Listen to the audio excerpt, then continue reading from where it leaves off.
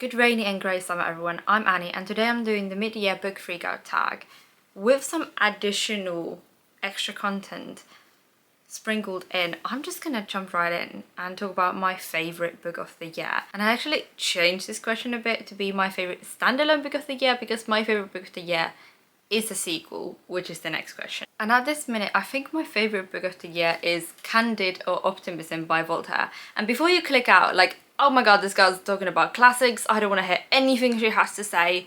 This book is the reason why it's complete and utter BS that classics are apparently boring and too long and nothing happens and they just rumble on and it's uninteresting. This book is 100 and something pages, so it's very short, it's very fast paced and it's extremely funny. Candide or Optimism, it's a 18th century satire about optimism. Though optimism in it isn't optimism quite as we see today. Optimism used to be this belief that can be summed up as what is for the best. So this is the life that is, so it is the best life that is. Our main character Candide goes in this epic adventure and a lot of things, basically everything goes wrong. But Candide is just like, he's an optimist both in the sense that he's like, oh, but it is for the best, but he's also an optimist in our modern sense, as in he believes in the best. It's just absolute genius. This book reads so fast. I read this in like 36 hours, and there might be reasons to buy as a play because I did just finish this last week, but it's question asked from me now, and this is how I feel now. Currently at the minute, I feel like this is my second favourite book of the year, and it was just absolutely brilliant. And it's brilliant in a way that it is philosophical, but it's on your face in that kind of humorous jackassery kind of way. It is satire, but it is not the goofy satire, it's a satire which is rubbish, absolutely god-awful things happen, but we're making jokes about that because commentary. But then the best sequel I've read this year, and my actually #1 favourite book I've read this year so far, is the Sandman Brief Lives. It is the 7th volume of Sandman, and I did finish Sandman this year, and it was a tough competition between two different volumes which was gonna win, but when I thought about it in hindsight, though I had ranked this at second, when I now just went through the list, I was like, no, this is not only my favourite Sandman volume, this is my favourite book I've read so far this year. Sandman's about Morpheus, the king of dreams, Dream, give him a million different other names, and it is a very difficult series to explain, but in all of them we follow either Dream incarnate or dreams more as in concept. And the theme of dreams and the theme of literally a million different beautiful themes that go through these volumes, but what this volume focuses in on is the themes of change and the themes of dream, but through these eternal characters that really are much more humane than they seem to be. This book absolutely shattered me. I can't really go into what it's plot-wise about because it's the 7th volume of the series, but it's just like, read the Sandman. Even if you're not into comics, you're just into fantasy, read the Sandman.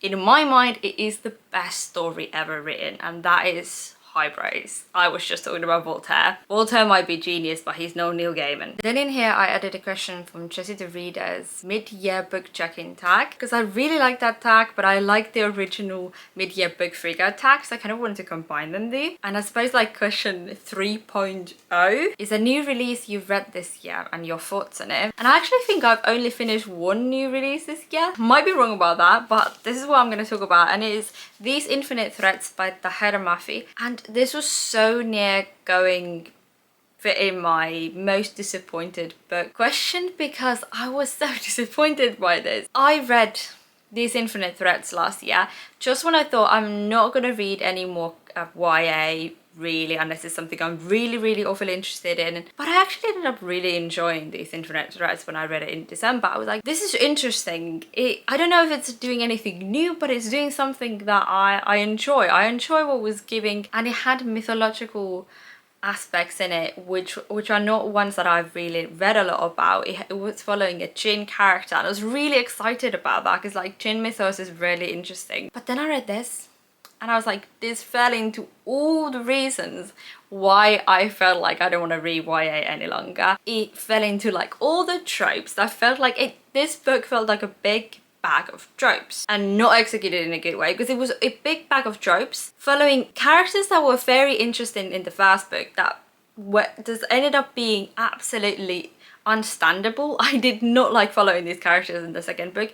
Plus, nothing happened. It fell massively into the middle book syndrome. Yeah, I didn't particularly like it. I will still probably read the last book in the series just because I've already invested money and time in these books, but I was really disappointed by this one. Returning the basic mid-year book freakout tag, the question is new release you haven't yet got to but you really want to. And this is actually a book that I just ordered, and it is The Soul Grows Heavy by Cassandra Carr. Now, to read just the Goodreads synopsis of it, because I can't summarize this book considering I've not read it. It says, you may think you know how the fairy tale goes. A mermaid comes to shore and weds the prince. But what the fables forget is that mermaids have teeth, and now her daughters have devoured the kingdom and burned it to ashes. On the run, the mermaid is joined by a mysterious plague doctor with a darkness of their own. Deep in the eerie, snow-crusted forest, the pair stumble upon a village of ageless children who thirst for knowledge. No, who thirst for blood, not for knowledge. And the three saints who control them. The mermaid and the doctor must embrace the cruelest parts of their true nature if they hope to survive. And that sounds stellar. I'm not even scared that the only book that I've read from this author I didn't particularly like. I am currently writing a modern fairy tale, and that kind of fits exactly into the same vein, and that sounds like it's something I will absolutely love. So I'm super excited about it, but I'm also scared because my anticipated excited books of the year haven't really gone according to plan. And then the last question about new releases is the most anticipated book for the second half of the year, and I'm not actually sure is this coming out at the end of the year, by the end of the year. I hope it will, but that is Alecto the Ninth by Tamsin Muir, and this is the fourth book in the Locked Tomb trilogy. It was meant to originally be a trilogy, but now there are 4 books. I'm always just so excited when they come out. They all follow different characters, but they're basically this necromancer sci-fi series. To again quote Goodreads, Gideon the Ninth, Harrow the Ninth, Nona the Ninth, and Alecto the Ninth is an epic science fantasy that blends necromantic theory and thrilling swordplay with wicked, sacrilegious sense of humor, a modern mix of Dune, Riddick, and a Gormenghast. And I think by now you might have realized that's my vibe. I like dark humor, not adventure stories, but kind of, how should you put it? This is how you put it. Question 5, your biggest disappointment of the year. Now this is the one where I could have put These Infinite Threads. I did just realize I called the first book These Infinite Threads. The second book is These Infinite Threads. The first book is This Woven Kingdom. But that could have fit here. It's not gonna go here. And I'm gonna go with House of Hunger because I've got a rule that I can only mention a book once within this list. House of Hunger was one of my 5-star predictions for the year, and I really thought I was gonna love it. I was convinced. Vampire stories are one of my favorite subcategories of fiction. Not the kind of sexy vampires. Okay, they can be sexy, but not the kind of sexy vampires which are in romance and sexy, but I mean more so the academic, the wicked, the evil, the pretentious sense. Into the Vampire is one of my top 5 books. Now I love gothic fiction. I love kind of fiction that ponders about itself with themes, but in a way where these themes are kind of portrayed through fantasy, through science fiction, through humor. I kind of really hope that was what House of Hunger was gonna do, because like from what I understood about it, it was gonna comment on different things. That was what I was kind of expecting from it, like enjoyable, beautiful prose, atmospheric, gothic. It wasn't really that. I mean, that's not the fault of the book. I don't think it was a bad book. I gave it 3 stars. I just don't think it was the book that I was waiting for it to be. It wasn't kind of contemplative, but it wasn't trying to be. It didn't really feel gothic. Like, sure, it's gothic, but it's very surface level gothic. That feels rude to say, but like, yeah, it has a gothic aesthetic, but it doesn't read like a work of gothic fiction. In the end, it ended up being really kind of plot driven, and we didn't really stay with these characters enough. I think it moved by way too fast. I can't remember anyone's name. I'm just disappointed. That's why I don't have much to say. Biggest surprise. Candide becoming my favorite book of the year was probably the biggest surprise, because we're not mentioning books more than once. My biggest surprise of the year, to be honest, was falling absolutely head over heels with One Piece. I picked this series up for fun. I thought it was gonna be entertaining, kind of just something I could really read easily just before I go to bed. kind of turn off my brain and just read this enjoyment, comforting fun. And it is comforting fun. But there's so much more there. These 2 volumes absolutely wrecked me. They destroyed me. I can't remember if I cried with tears, but I came close, ironically. And I was never expecting that. And I didn't expect to fall so head over heels with these characters so soon.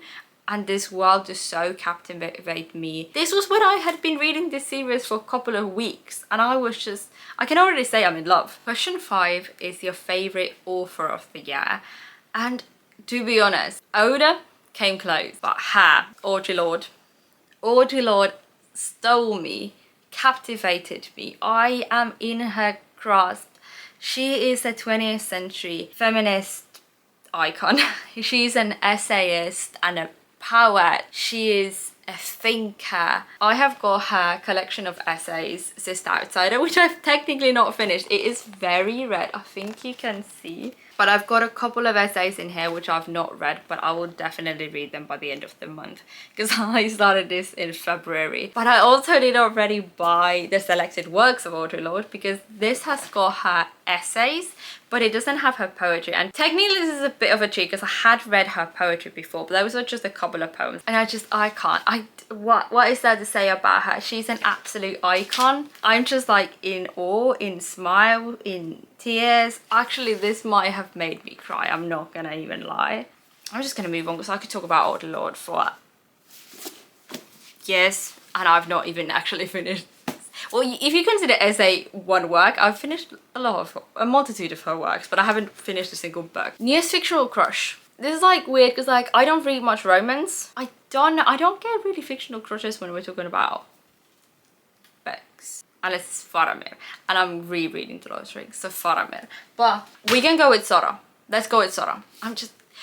My father would not be happy with how I'm abusing the use of this sword. Newest favorite character, Delirium from the Sandman. I have technically, I think, encountered her before this year, but this year was when she became my favorite character, and that was in Brief Lives and afterwards. Delirium, I think, is Gaiman's best character. I love Death, I love Dream, I love so many of Gaiman's characters, but there is something so utterly humane and innocent and beautiful and relatable but never reachable about a Delirium. And I think Delirium represented so much of me that is not on the surface, that I can't put it into words because I messed up that sentence anyways. But I don't think it matters what I say when I'm talking about Delirium because, well, she is Delirium. Book that made me cry. Wow. Brief Lives made me weep like a wee child. But we can't mention that because we've already mentioned that. But we can cheat because it's not a cheat because it's a completely different book. And that is The Sandman, The Wake, which is the last one of the kind of the main Sandman run. They're like the actual Sandman. Then they're the companion novels that I'm currently reading of the Sandman. And with every volume of Sandman, I always say that Neil Gaiman is best at epilogues, not endings. His endings are brilliant, but no one writes epilogues like Neil Gaiman, and that is what The Wake is. Sandman ends at volume 9, and volume 9 is brilliant, and I gave that a 10. I gave that a 5-star rating. That is absolutely stellar. But The Wake is something so beautiful that you can't put it in the words. It is the wake. It is a wake. I can't think of any falling action as beautiful as The Wake. The Wake is the Sandman in a lot of ways. It made it and it completed it. And it's just, that is what solidified that The Sandman is my favourite series, my favourite story ever told. And I just use this as an excuse. Ooh, I almost dropped the camera. Every single chapter in The Wake made me absolutely just cry. I was gonna say weep, but then I was like, that is not actually honest. That's what I said about Brief Lives. But yeah, I don't think there was a single of the chapters of the stories within The Wake that didn't make me cry. And I do not cry with fiction. Yet Neil Gaiman always manages to make me cry. Then we got a book that made you happy. And I could say a couple of things that I've already mentioned, but what I'm gonna go with is Act Your Age, Eve Brown.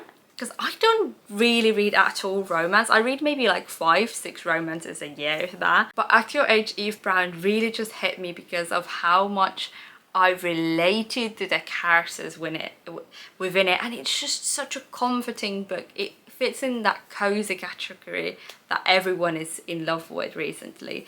And it was just so beautiful and brilliant, and it made me happy, and it made me smile, and it made me laugh. And this is when she realizes she's messed up. I have the book I'm gonna next talk about, Beneath the Camera. Question number 12.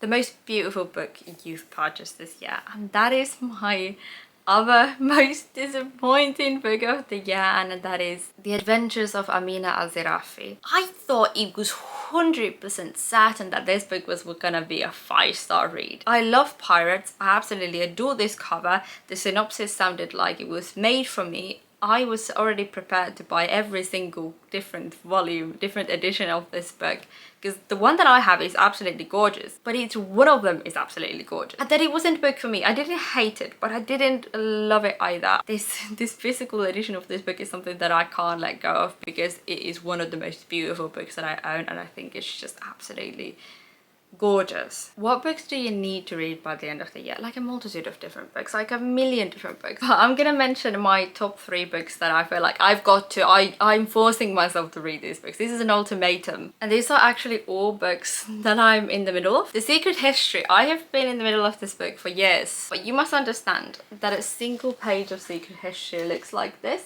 When you understand a single page of Secret History looks like that, you can understand that it takes me forever to read this. But I want to finish it because I'm like, it's one of my favorite books of all time, but I've not finished it. Then we have a book that I started last year, and I feel so shamed for not having finished it. And I said that when I finish The Sandman, I will immediately read this. And I have officially finished The Sandman. And the book is American Gods by Neil Gaiman. And I started it last year, and I put it down, and I knew I was gonna have to restart reading it, because otherwise I wasn't gonna be as captivated by it as I had been in the beginning, because I absolutely loved the first 130 pages of it that I read. And finally we have a book that I started immediately after it arrived, and I read the first 9 pages, felt like I was already in love, and then I never picked it up again because it absolutely terrifies me, because I am convinced that this will be a top 5 favorite book of mine, and if it won't be, where will my life go? And that is Umberto Eco's The Foucault's Pendulum. One question that I stole from Chassie's tag that I really loved was, has your reading taste changed this year? And definitely. And I think it has returned to where it should be. I just had an off year last year. I still love fantasy, and I was still reading a lot of fantasy, but I've come back to classics, and classics have regained their position as kind of the thing I really just want to read.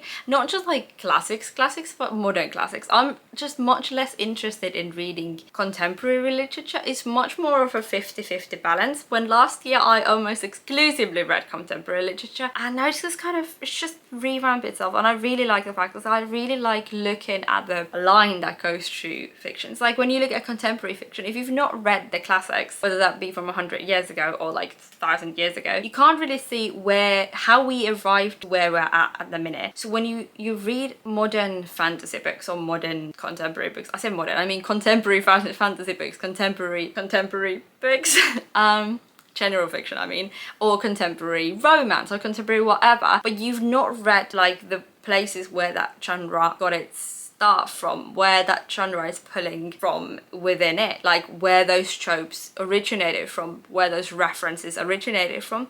Sure, you have a picture, but your picture is kind of only, it's not the entire picture. You're looking to this hole, but you're missing a lot of my face. Obviously you can't ever see the entire picture, but I want to widen that picture that I see and kind of see, oh, like this is how, I don't know what this metaphor is, it's not working, but that's how I've changed. And our second to last question, which I also stole from Jessie's tag, is a book that embodies this year reading wise. And I think this kind of embodies everything.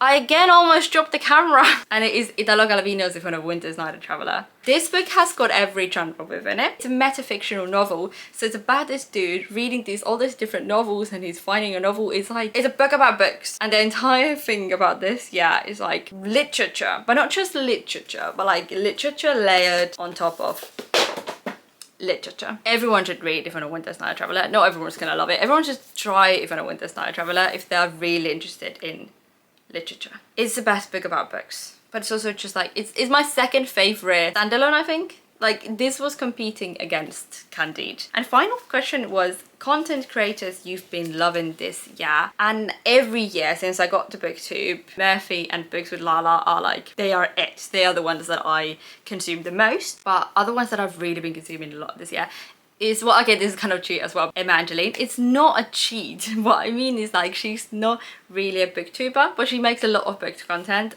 Becca and the Books is one that I've really been loving, and I've literally watched, I think, all of her videos because she's just a comfort content creator for me. Then we have got our book chemist, which is the best reviewer on the platform, I would argue. And I had this phase where I literally just binge watched so many of his videos. And then I've got Mike's book reviews, which is a new one. I actually found him only this year. And again, because when I found him, what I did obviously is I binge watched a lot of his videos. He has got really cool bookish opinions and kind of a different viewpoint than I have got. And I just really enjoy the way he talks about books. And finally, I think everyone knows about the book Leo, but the book Leo is and always will be a comfort creator. That was a mid-year book freakout tag, and I'm gonna have to do a lot of editing because it ended up being 45 minutes of footage. But the weather is absolutely atrocious. It is grey and it's rainy, and it should be midsummer tomorrow. I hope you have a great summertime. What I want to know, the number one question, is what is your favourite book of the year? Because if it is not Candide or Optimism, you have got to go read that.